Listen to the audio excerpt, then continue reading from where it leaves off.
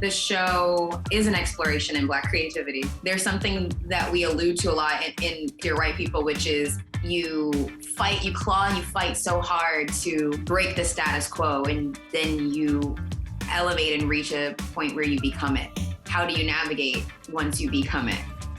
Is this the legacy we want?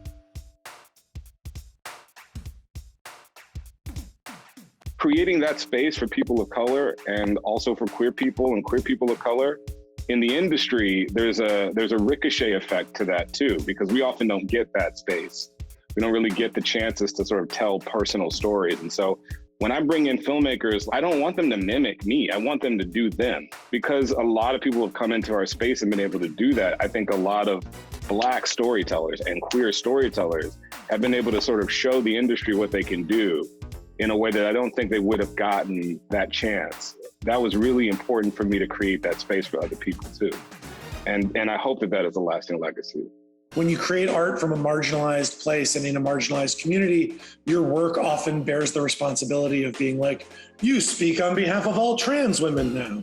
And I think what Justin does so beautifully, and I think what we aim to do on the show, is kind of free ourselves from that burden and instead allow competing points of view within that community. That's dope. The fact that our writer's room made the choice to craft authentic, multidimensional characters depicted with nuance and not strayed away from stereotypes was something that I thought was beautifully done. I think there's a fullness of Black people, a complexity that's often left out.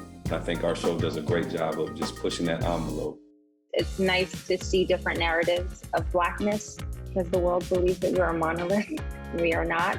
And I hope that's the legacy that people get from what we've done. I really ask a lot from my writers and my actors. I don't want this to be just my little playground. I want everybody's hands to be in the clay too, because none of this is supposed to work together.